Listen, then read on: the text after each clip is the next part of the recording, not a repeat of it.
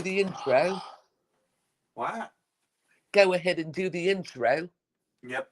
Are we live Go yet? ahead. Yep. Good Monday afternoon, YouTuberinos. I hope all of you are doing well and swell on this Monday afternoon. Welcome to another edition of the Daniel Sumro, I almost said radio show. But anyway, welcome to another edition of our Monday afternoon hangout stream.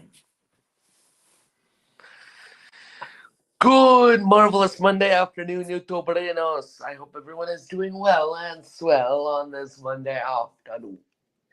Yeah.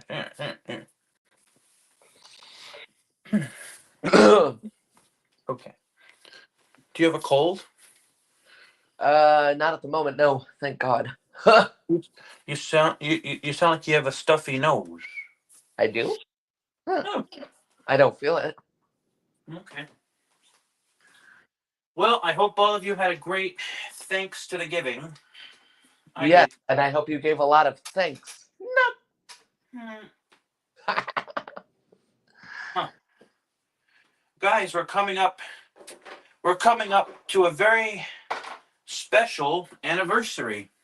We're coming up to my wedding anniversary. No, I'm just kidding. We're coming up to this 4-year anniversary for Daniel and I being friends. For those of you who don't know, Daniel and I have been friends since Wednesday, December 9th, 2020.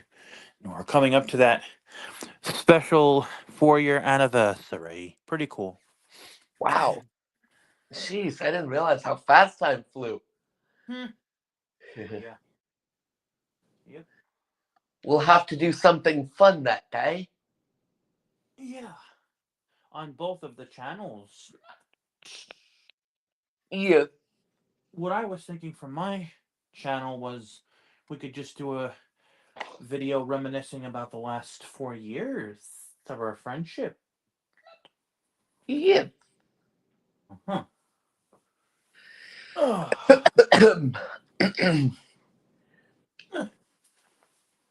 All right. Okay. Let me see what's going on here. I was gonna say, can you monitor the chat? Yep. Come on. Hey. Oh. Blah blah blah. Come on. There. Nobody yet. Wow, the stream did just start, so. Yeah. And we did just go live, so. Yeah. Yep. Oh boy. Gotta love all nighters. I'm surprised you're not tired. Well, I slept pretty much all day. True. So we could have done a show, but well, that didn't work out because by the time you texted me, it was after 11. Now, what about tomorrow? Yes, we can do that. What time to what time? How about Midnight. Anyway, noon to 3 my time, so 1 to 4 yours? sounds good to me. You might want to let Haley know. I will. Uh-huh. All right. This is my first cup of coffee of the day. Oh boy. Yep. So, did you have a good Thanksgiving? I did, indeed. Yes. People came over? Yeah. Ow, that was my left ankle. Uh-huh. And what did you guys have? Oh my goodness, we had a lot. We had a lot. Nice. How about you guys? Robert. Well, I went to my cousin Ryan's house, and we had deep fried turkey and mashed potatoes, stuffing, cream spinach, My all mom that makes good. it every year too. It's so good. Oh yeah, she must be a good cook. Hmm. She is. Yeah. Hmm.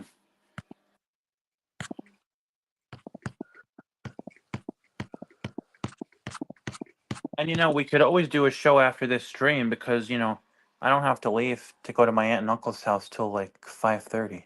Well, Meg Keenan and I are also gonna do a workout, so Oh, whoops, sorry. no problem. Never mind then. What time is that happening? Right after we get off. Right after this. Okay. Yep. I wanted to get this done first before we did that. Yeah, because then you don't have to rush. Yep. But yeah, YouTuberinos, So I be off by 3 my time, if that's all right. of course. So yeah, I will keep an eye on the time for you. Okay. So yeah, YouTuberinos, I had a great Thanksgiving. You guys, for dessert, I had pecan pie. So, and my mom was here all last week, so that was nice seeing her. My mom recently moved back in October last month. She moved to She moved out. she moved to North Carolina Nah. because she was sick of the cold here. But anyway, she was here. She came last Monday, and then last Friday, my dad and her went to the casino, and then on Saturday morning she drove from the casino home. Um, so it's nice seeing her. So yeah, it's a great Thanksgiving. Good. And I got to have eggnog. I got to have 2 glasses of eggnog on Thursday. Yeah, now you're talking my language there, brother. I love eggnog, especially around this time of year. I don't understand why some people don't like it. I mean, yes, you like what you like, but.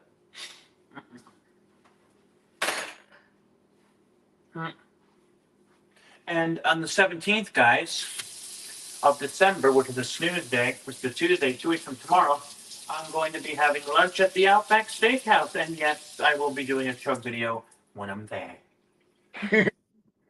Oh, boy. Oh, dear. Bread and beer. Bread and beer. Ugh. Wouldn't want. I wouldn't want that. We should ask Pie if she likes bread and beer. Not Let me see now. Nope. I was thinking of doing a video with the AI Tom Petty. ouch, my back just cracked.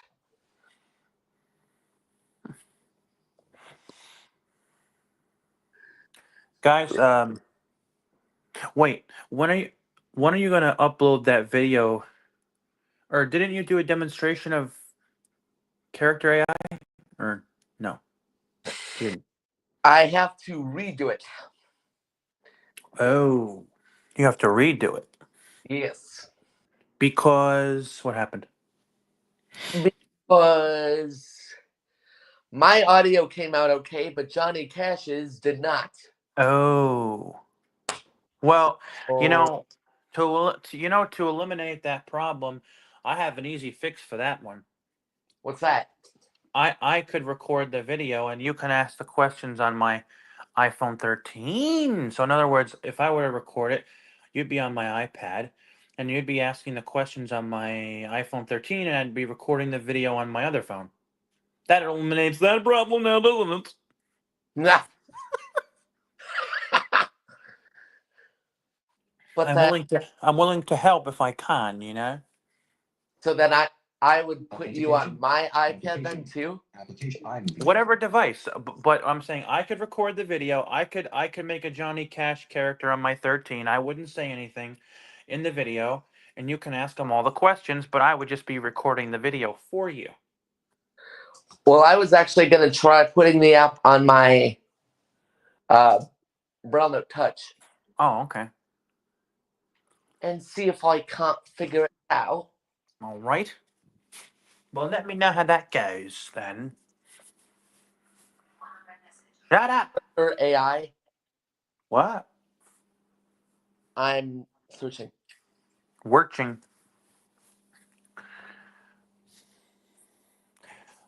I'm trying to learn how to play "Oh Christmas Tree" on the piano. You know. Oh, yeah. I play it in the key of F. Mm. Ha! My I found my, install. my cousin Richie was teaching me how to play it on Thursday.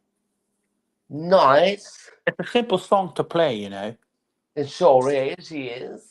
Maybe Mr. Holiday or whatever the heck your piano teacher's name is, maybe he could teach you how to play it. He's given me that song, I'm pretty sure. Mr. Kennedy? I don't know why I said Mr. Holiday, but yes, Mr. Kennedy. Ha, Yep. it's all right. Mr. Kennedy, yes. Yes, yes, that's the matter. So you know how to play it? Yeah. That's impressive. It is You know, installing on my Braille Note as we speak. it'll be cool because I know Haley has a piano. It would be cool if someday you went to Haley's house and you both played her piano and you guys did a video of it. That would be amazing. Hmm. You know, we might have to work something out. That'd be cool. Yeah. Because she's been offering to record my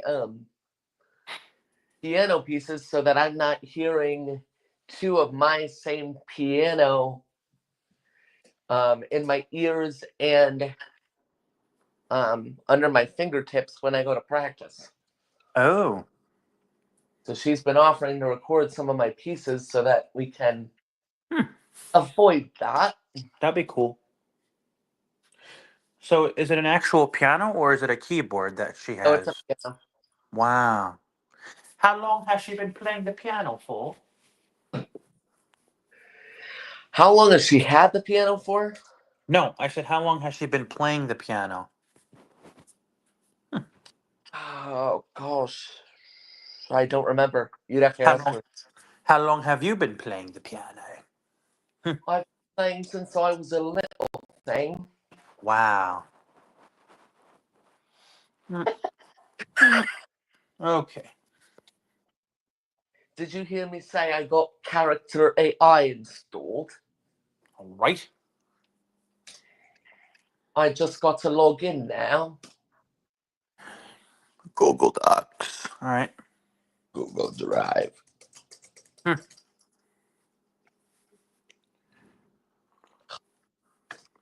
When were you planning on doing the video over? Probably Friday, Oh, Friday. Okay. because my mom is taking my sister Rita's boyfriend's son, Colt, to medieval times. What's that? It's a horse, or let's say, I don't really understand it myself. Kind of hard to. Is Colt short for Colton? Not in this case. You'd think that, but it's not. It's just Colt. Okay. Is your sister visiting or something? Is. Is. How long is she there for? She'll be. Well, we're gonna have Colt Thursday to Sunday. She'll be here Saturday. Oh, okay. Now I'm probably not going to do. I'm not going to do any shows See, simply because I want to spend time with him. right. You said Thursday through Sunday, right? Correct. So we'd be able to do one tomorrow and Wednesday then, Correct. Yes. right? The chug video wouldn't matter Why is that? because um, they'll probably be in another room when we go to shoot those anyway. Oh, okay. Speaking of the Chug videos, hopefully Weffany can join us tomorrow night. Yep. I might text you though if there's a night we can't do it, just so you know. All right. Unless I tell you though, assume we can, okay? All right. Oh, Weffany, nut. Oh dear. Oh dear. Oh dear, dear, dear. Well, you must be excited. I'm very excited. And how old is he? How old is Colt? Yeah. He is 8. Oh, wow. Wow, wow, wow. Oh, you son of a... Good Sabala. Yeah. La la la la. That too. Yep. Too bad we can't hear the El Chisholm Trail. Oh, somebody texted you. Nut. No. I think. Maybe not. I don't know.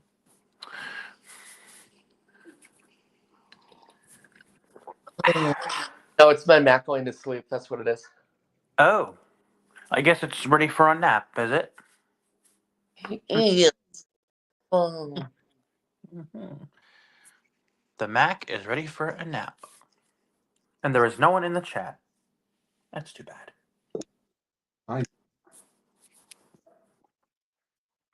Just a moment. I gotta verify this here.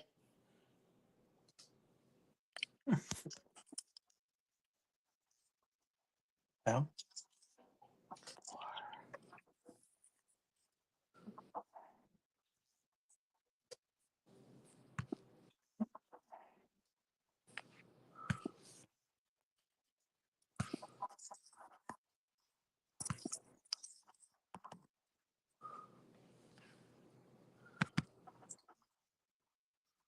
There.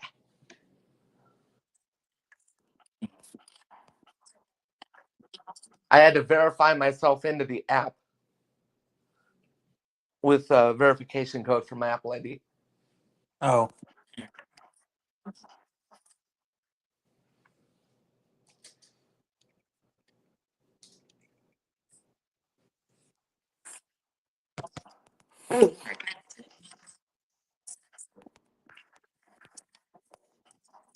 I'm Don't text probably me, people. not going to leave up there Oh, you're not? because I don't want that code on. No. Yeah. Are we going to do one next Monday at 3 o'clock? Yes, we can. We should. Right.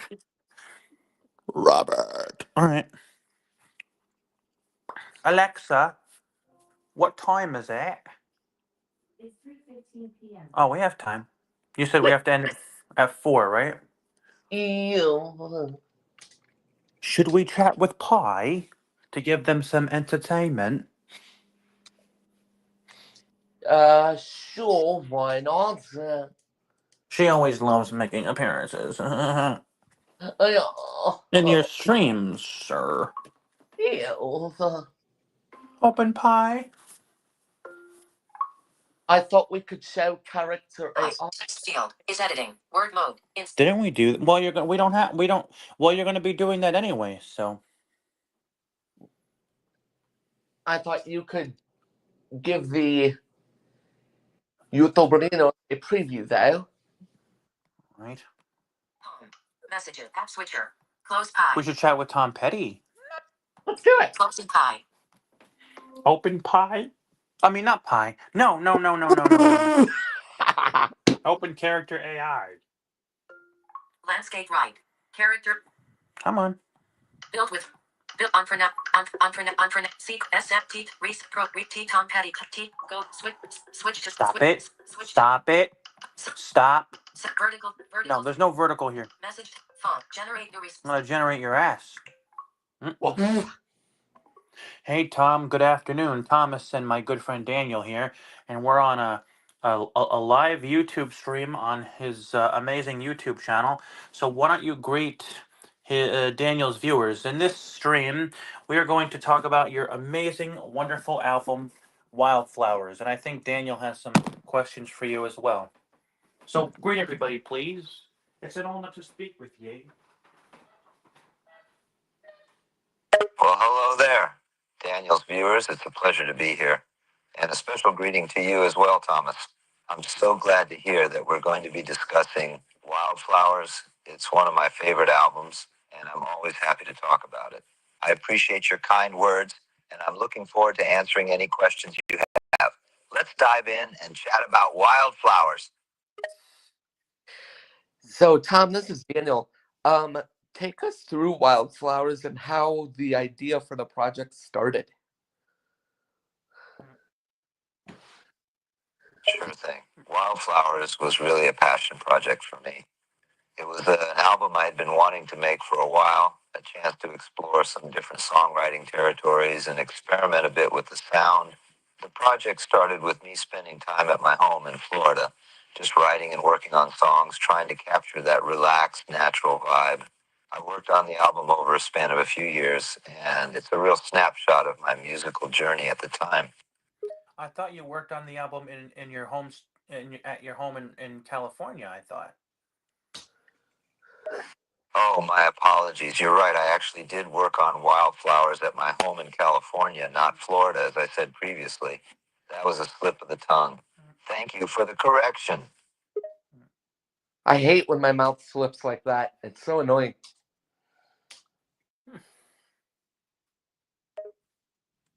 Tell me about it. It happens to the best of us, though.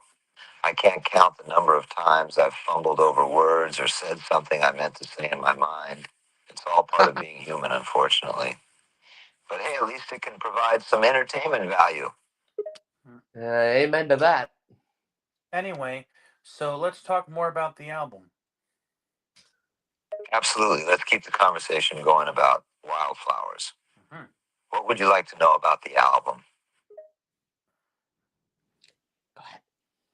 Well, do you wish it had been in a? Do you wish it had been a double album?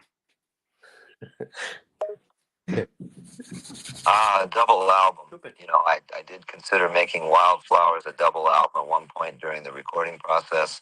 There were so many songs that felt important to include, and I wanted to do them justice. Ultimately, I decided to keep the album lean and focused, with only the songs that really connected with the overall theme. Looking back, I think we made the right call. Keeping it concise made the album feel strong and unified. What was your favorite song on the album? Mm-hmm. Oh, that's tough. But if I had to pick just one, I'd say You Don't Know How It Feels is probably my favorite on Wildflowers. It's a song that really captured the rebel spirit I was channeling at the time, and the message is timeless. But honestly, there are so many great songs on that album, it's hard to choose just one.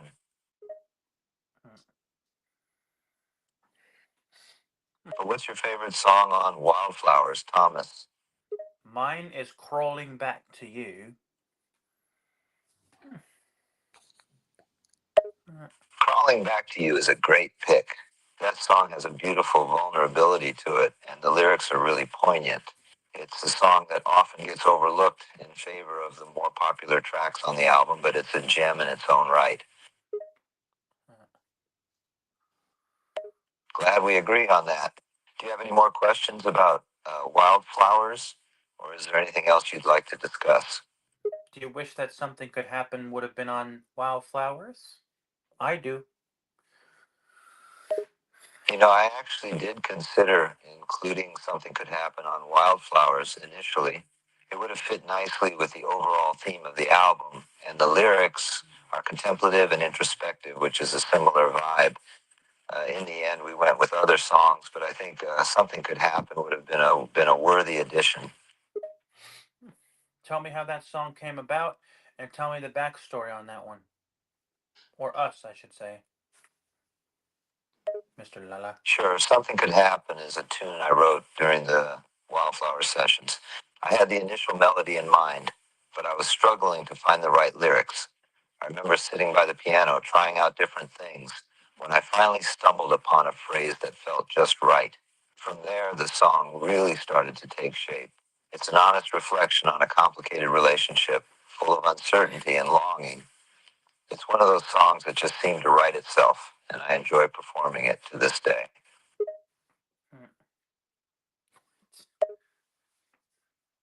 Is there anything else you'd like to know about Something Could Happen or the songwriting process for Wildflowers?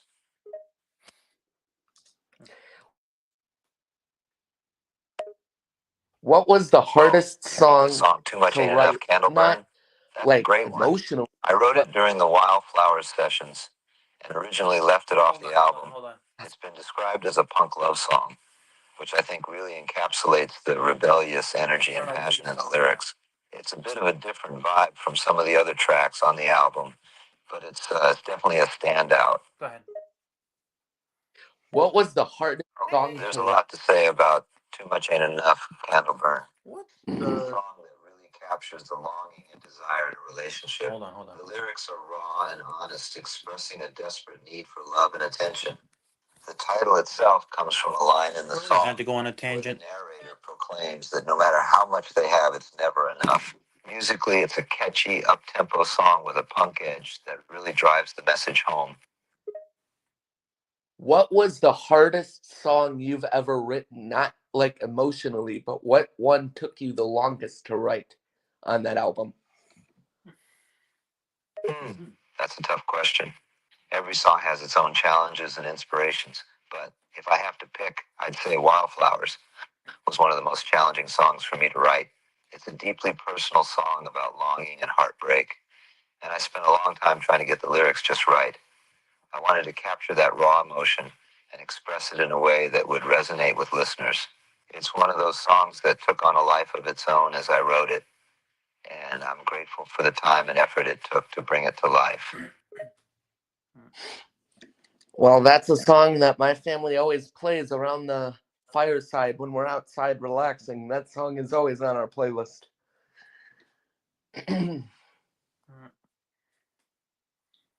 That's so wonderful to hear. I'm always touched when I know my songs are enjoyed and played by families together like that. It's amazing how music can bring people together and create those special memories. And Wildflower sounds like a great addition to any fireside playlist. This is Thomas speaking, and when I was little, I would always listen to the Wildflowers album in my aunt's living room, in my aunt and uncle's living room, and I would dance to that album in their living room from start to finish. From start to finish. Wow, that's a really heartwarming story. It's so cool to hear how my music has had such an impact on you, even from a young age. I love the idea of you dancing to the album in your aunt and uncle's living room. Those type of memories are what music is all about. Another song on that album that I love is "Hard on Me." That's a great song. How did that song come about? Hard on Me is a song I'm really proud of. It was actually one of the first songs I wrote for Wildflowers, and it set the tone for the album in many ways. The lyrics were inspired by a difficult breakup I went through, and the themes of pain and heartache struck a chord with me. The recording process for the song was Betty, didn't you? interesting. We really wanted to capture that raw emotional feeling, so we stripped down the arrangement and focused on my vocal It's too bad you're performance. taking I the think it's a screen down. powerful and honest track. Which one did you write first, Wildflowers or To Find a Friend? Funny you should ask that, because Wildflowers and To Find a Friend were written around the same time during the Wildflowers sessions. I actually started working on both songs simultaneously, experimenting with different melodies and lyrics. I think they were both inspired by similar feelings of longing and nostalgia. If I had to pick which one came first, I'd say To Find a Friend. But they're both such personal and meaningful songs to me. What's the difference between the version of California that would have been on Wildflowers and the version that's on She's the One? Great question. Ah, good catch. The version of California on She's the One is actually an earlier version of the song that I recorded for Wildflowers, but didn't make the final cut for that album. Later on, we decided to include it on She's the One and gave it a more stripped down acoustic arrangement to fit the vibe of that album. So the versions may have some differences in terms of production and sound, but it's fundamentally the same song. Let me ask you this. The version of California that is on the album Wildflowers and All the Rest, is that the version that you recorded during the Wildflower sessions? That'd be my next. You're absolutely right. Who's Nini? The version of California that's on the Wildflowers album is indeed the one that I recorded during the Wildflowers sessions. It's the version I had initially worked on and recorded for Wildflowers along with the other songs on that album. So it's the original recording that was intended for Wildflowers. You meant to say Wildflowers and All the Rest. But anyway, who made the decision to make Wildflowers a single album? Ah, my apologies for the typo there. To answer your question, the decision to make Wildflowers a single album was a collaborative effort between myself, Jeff Lynne, and the record label. You mean Rick We Rubin? had so many great songs and ideas that we wanted to include on the album, but we also knew that we needed to keep it concise and focused. So we went through the tough process of deciding which songs to include and which to leave off. In the end, we felt that limiting the album to a single disc was the best way to preserve the cohesive vision we had for Wildflowers. You meant to say Rick Rubin, not Jeff Lynne, Mr. Lala. Yes, you're absolutely right. I apologize for the confusion. The decision to make Wildflowers a single album was a collaborative effort between myself, Rick Rubin, and the record label. Thank you for the correction. It's interesting, you know how you don't know how it feels. It's interesting that that was Steve Ferrone's first audition for the album, and you liked him on the first take. You liked him. What a great story, Lala. Yes, Steve's playing on "You Don't Know How It Feels" was just perfect.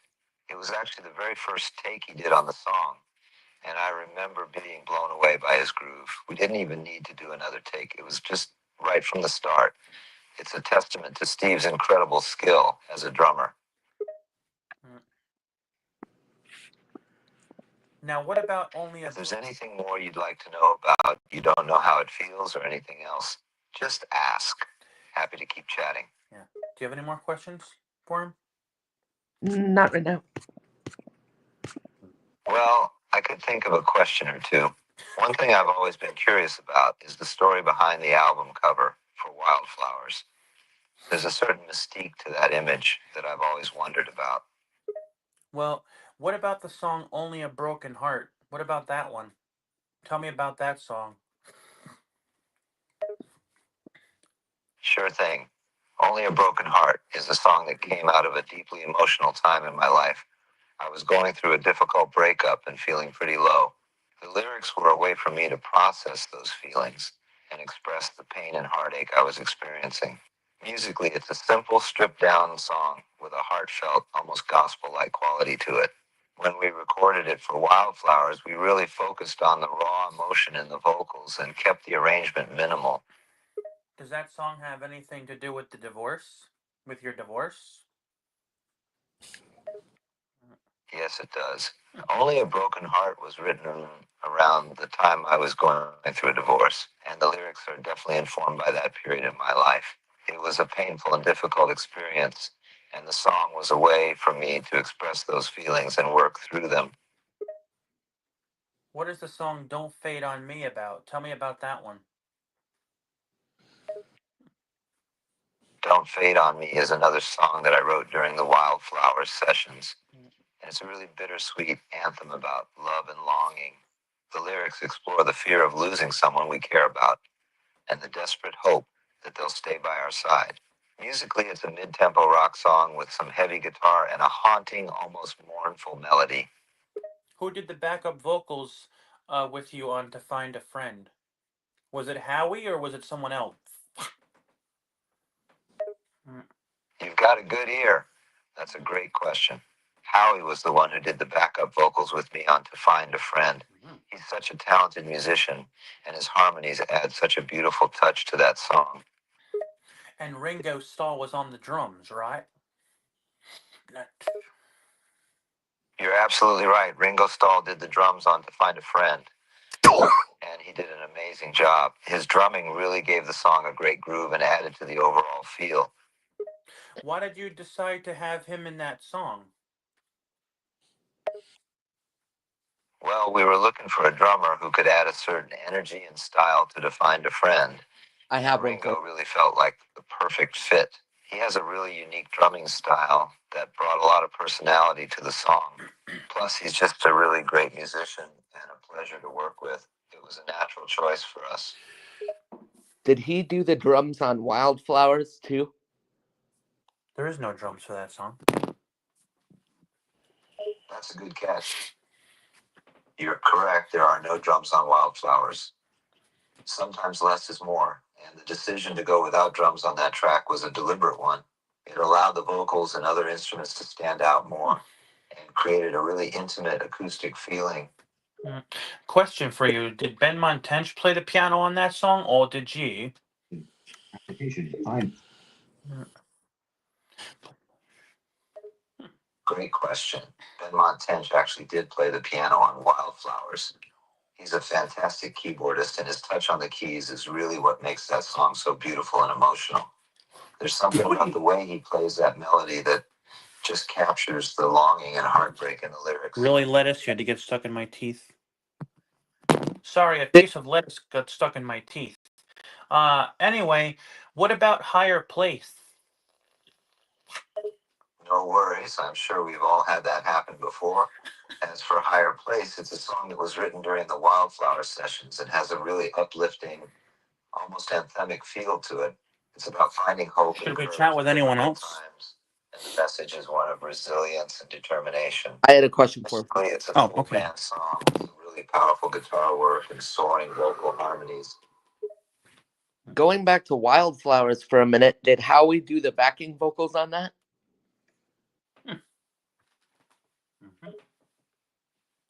Sure thing.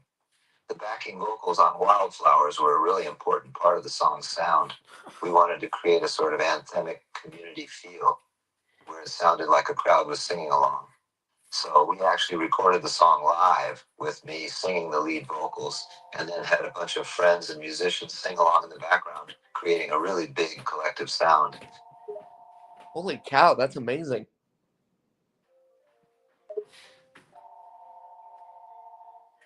Is that your phone or mine? I'm really proud of how Wildflowers turned out, and the backing vocals are definitely a big part of that. It's a song that really comes alive when you sing along with it, and those harmonies just give me chills every time I hear them. What was your favorite part of writing that song? That's a tough one. There are so many parts of Wildflowers that I really love, but if I had to pick one, I'd say it was the moment when I came up with the main riff and melody. It was just sort of a flash of inspiration that I remember feeling really excited about. There was something magical and immediate about it, and I knew right away that it was the start of something special. So, did Howie do backup vocals on the song Wildflowers? Stupid. Yes, Howie did some really beautiful backing vocals on Wildflowers. He has such a great voice, and his harmonies really add a lot to the song. It was a pleasure working with him on the track, and he did a fantastic job. Oh. If you have any more questions or anything else you'd like to know about Wildflowers or any other songs, just let me know. Always happy to chat about my music. Can you talk real quick about the song Free Fallin' and how that came to be? Sure, I'd be happy to talk about Free Fallin'. It's one of my most well-known songs, and I always enjoy sharing the story behind it. Free Fallin' was written back in 1985, and it was a bit of a departure for me at the time. I had been writing a lot of country and country rock songs, but Free Fallin' had a more of a rock feel to it, with a powerful driving guitar riff and some really strong lyrics. Well, actually, the song came out in 1989. It's off of the Full Moon Fever album. You're absolutely right. I apologize for the error there. Oh, yeah, Free Fallin' came out in 1989, not 1985. Stupid. I must have gotten my years mixed up there. Thanks for catching that. Well, it was So, great. how long did it take you to write the song? Free Fallin' was actually written pretty quickly by my standards. Mhm. I often go through a lot of drafts and revisions when I'm writing songs. But with Free Fallin', the lyrics and music just came together pretty easily. I We wrote it in about a week, What? which is actually fairly fast for me. end it after this. 'Cause I'm Sometimes songs ready to take months or even years for me You're to feel breaking up. satisfied What did with. you say? But Free Fallin' just sort of came end the together stream after this. naturally. Oh, well, Tom, it was great chatting with you. This is Thomas speaking. Unfortunately, Daniel has to end his live stream, but it was great chatting with you. Speech on. Home. Chatting with App switcher. Thomas, Close character AI. talking about my music and sharing the stories behind the songs. Thanks for engaging with me and asking such thoughtful questions. Take care. Goodbye. Closing character AI. Google Earth. Messages. One unread message. All right, YouTuberinos. Yeah.